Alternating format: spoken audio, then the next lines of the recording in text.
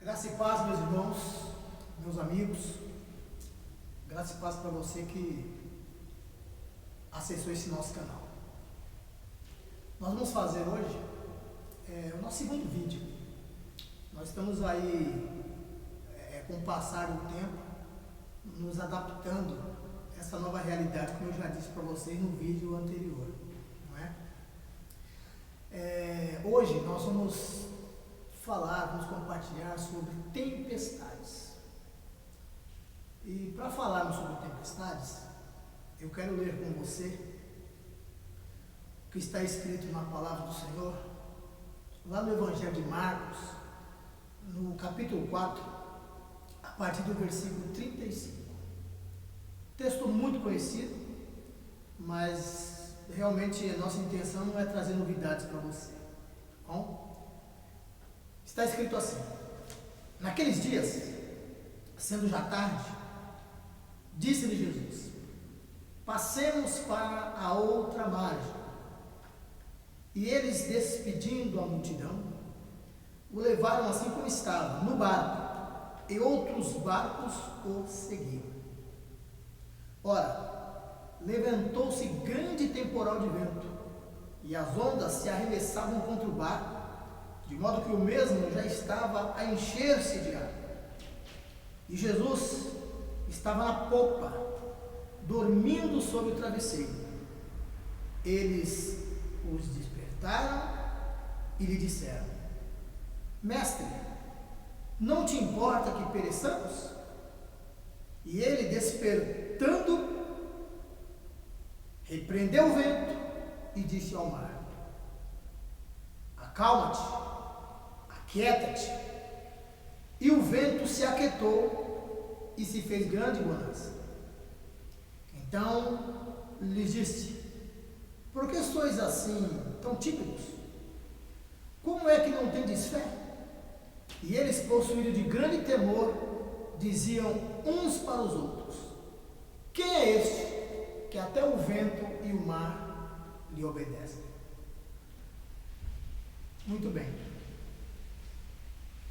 Nós vemos aqui que Jesus, depois de ter investido algum tempo ensinando para multidões, estava de um lado do mar da Galileia, e ele deu ordem para os discípulos para que passassem, se dirigissem para o outro lado ou para a outra banda, que seria a região dos Gadarenos.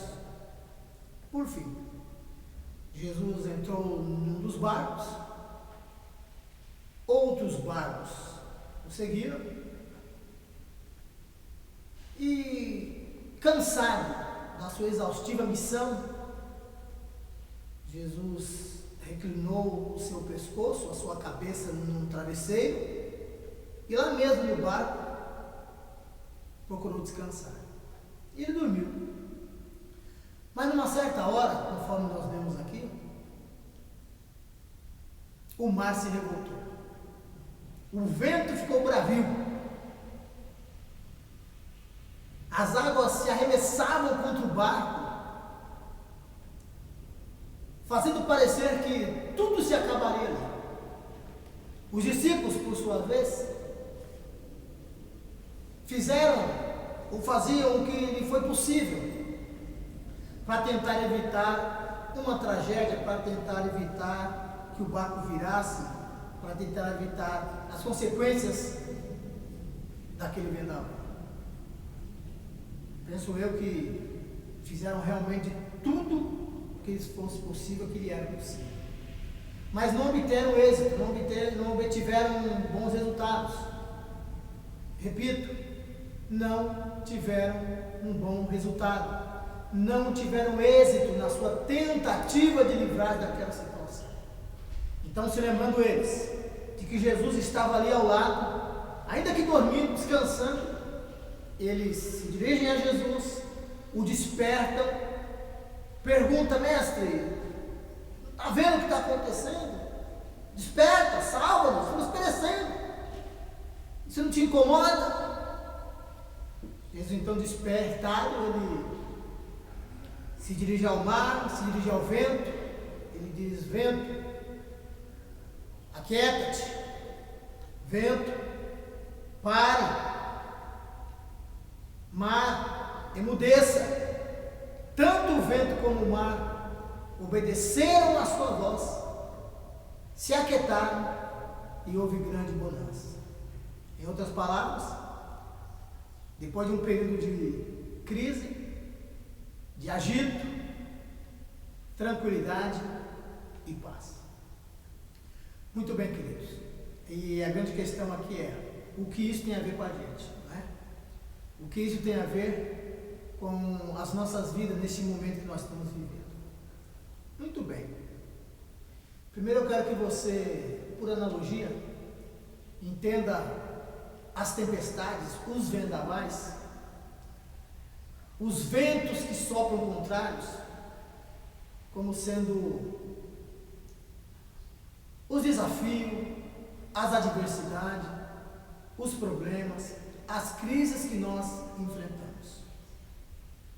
E para falar justamente sobre isso, que nós escolhemos esse texto, e vamos aprender com esse episódio algumas coisas. Podemos aprender, por exemplo, que o fato de termos Jesus no barco não nos isenta das dificuldades da vida.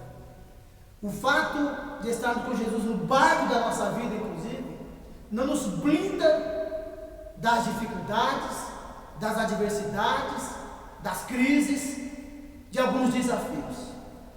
Pelo contrário, essas coisas também são naturais na vida do homem, na vida da mulher que confia e que está nas mãos do Senhor. Interessante você pensar que desde a década de 90 vem se pregando um tipo de evangelho que prega, que afirma categoricamente que crente não pode ter doença, crente não pode ficar desempregado, crente não pode ter problemas financeiros, crente não tem que enfrentar problemas. Se está enfrentando problemas, dificuldade, doença, é porque está em pecado. Bem, quando a gente tem esse tipo de pensamento, ou pelo menos quando a gente ouve esse tipo de ideia, a gente não sabe o que fazer, por exemplo, com o livro de Eclesiastes, capítulo 9, versículo 2, onde está escrito assim: tudo sucede igualmente a todos. O mesmo acontece ao justo e ao injusto, ao bom e ao mau, ao puro e ao impuro, ao bom e ao pecador. Nesse sentido, definitivamente, ser cristão não nos isenta das dificuldades, das crises, das decepções, das frustrações e coisas do gênero. Todos nós estamos sujeitos a essas tempestades nas nossas vidas. Todos nós, em algum momento, vamos enfrentar no curso da nossa existência coisas que nos são adversas, coisas que são contrárias. Muito bem. E quando nós negligenciamos essa realidade, ou quando as pessoas negligenciam essa realidade, se você negligenciar essa realidade, você terá sérias dificuldades para se manter em pé. A segunda coisa que a gente pode aprender aqui é que algumas tempestades são imprevisíveis. Vejam vocês que não havia prenúncio, que não havia sinal de tempestade. Tenho para mim que eles tomaram cuidado, tanto Jesus como os discípulos, os homens que ali estavam, os pescadores tão experientes, tomaram cuidado de olhar para o vento, de perceber como é que estava o clima, enfim, se o mar estava revolto, se não estava revolto. Enfim, tomaram as precauções que todo homem experiente com relação ao mar deveria tomar. Mas estava tudo calmo, estava tudo tranquilo. Quando de repente, e não mais do que de repente, enquanto atravessavam o mar, os discípulos são surpreendidos por uma avassaladora tempestade. É isso mesmo. Muitas tempestades são súbitas. Elas simplesmente chegam. Elas simplesmente acontecem. Elas vêm e não tocam a campainha. Elas não mandam um aviso prévio. Elas não mandam lá uma cartinha para você. Elas não dizem, olha, estou chegando, se prepara aí. Elas simplesmente chegam. Esse tipo de tempestade imprevisível chega e chega às vezes para valer. Chega realmente para trazer transtorno, para trazer insegurança, para trazer confusão. É como, por exemplo, uma doença, um acidente grave, fim de um relacionamento traumático, um luto, o desemprego, a falta de recursos, coisas que chegam e trazem dor e angústia ao coração. Sim, nós enfrentamos dificuldades, enfrentamos tempestades, e algumas tempestades são imprevisíveis. Quando você pensa que está tudo bem, ela chega. Quando você pensa que está tudo calmo e tranquilo, sereno e tranquilo, elas te acometem de alguma maneira. E a terceira lição é que algumas tempestades fogem do nosso controle. Então entenda isso. Primeiro, não estamos isentos delas. Segundo, algumas tempestades são mesmo imprevisíveis. Terceiro, algumas tempestades fogem do nosso controle. Quando a tempestade chegou, tenho para mim, imagino eu, que os discípulos usaram todos os meios, todos os recursos, tudo que lhes foi possível para resolver aquela questão, para evitar a tragédia. Mas depois de insistirem com seus próprios meios, chegaram à conclusão que nada podiam fazer acerca daquela questão. Ou seja, aquela tempestade fugiu do controle dos discípulos. Queridos, algumas tempestades nas nossas vidas também são assim. A princípio, parece-nos que será fácil resolver, parece-nos que não teremos muita dificuldade para tratarmos algumas questões, mas de repente percebemos que elas se agigantam diante de nós, percebemos que elas crescem diante de nós, aí então fogem completamente do nosso controle. Os nossos recursos não são mais suficientes, somos incompetentes para evitar não só a tempestade, como os efeitos decorrentes dela. Bem, e algumas tempestades que fogem do nosso controle, elas nos deixam sem saber o que fazer. E é como eu já disse anteriormente, é quando o medo, a ansiedade, a incerteza, a insegurança tomam conta dos nossos corações. Quem já não se sentiu assim? Tenho para mim que qualquer pessoa considerada normal já sentiu assim algum dia. Completamente impotente, sem saber exatamente o que fazer. Temos aquela sensação, inclusive, isso é muito comum de acontecer, temos aquela sensação, inclusive, de achar que Deus nos abandonou à própria sorte, que Ele está longe de nós, inacessível. Pensamos que os seus ouvidos estão tapados, que os seus olhos estão fechados, que as suas mãos estão encolhidas, que a sua boca está muda, porque não nos dá nenhum parecer, nenhuma solução. Parece de fato que estamos à deriva, que estamos sozinhos, que Deus não está vendo, e se está vendo, não está interessado no que está acontecendo. Talvez seja por isso, e sentindo isso, que os discípulos, ao perceberem ali que a tempestade havia fugido do controle deles, eles então vão até Jesus e perguntam, inclusive, não está vendo que estamos perecendo? É mais ou menos assim. Vamos traduzir aqui, vamos desenhar. Ô Jesus, não está vendo a situação? Como é que você consegue dormir enquanto a gente está aqui vivendo esse problema todo? Bem, algumas tempestades fazem isso com a gente. Nós não podemos negar essa realidade. Não tem supercrente. Não tem mulher maravilha gospel. Não tem super-homem gospel. Todos nós, em algum momento, nos sentimos assim diante de algumas tempestades que já fugiram do nosso controle. E é bem possível que você esteja vivendo, independentemente do coronavírus, alguma outra tempestade que já fugiu do teu controle. Parece que para você, coronavírus é só mais uma tempestade, em meio a já uma outra tempestade. E você pode de repente estar se sentindo assim. Está pensando que Deus te abandonou a própria sorte. E por que você está assim? Porque você é normal. Bem, as tempestades que fogem do nosso controle certamente não fogem do controle de Deus. É isso mesmo. Você ouviu muito bem. Ah, não ouviu muito bem? Se acalme, não precisa voltar o vídeo não. As tempestades que fogem do nosso controle certamente não fogem do controle de Deus. Diante do quadro caótico, da falta de controle humano, os discípulos se dirigiram a Jesus, que dormia, como já lemos ali, no interiorzinho do barco, no cantinho do barco, cabeça sobre o travesseiro, e eles, como eu já disse, clamaram por ajuda.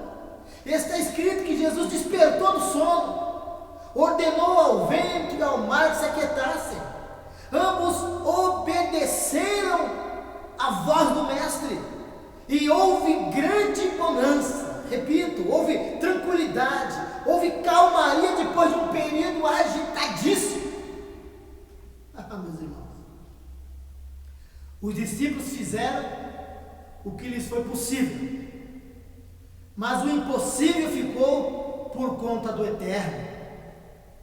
Entenda então que o que te é possível fazer durante a tempestade, faça.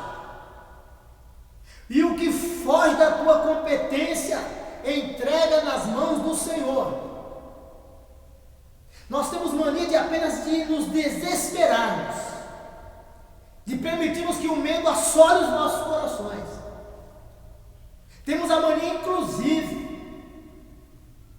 de compartilhar as tempestades com tanta gente.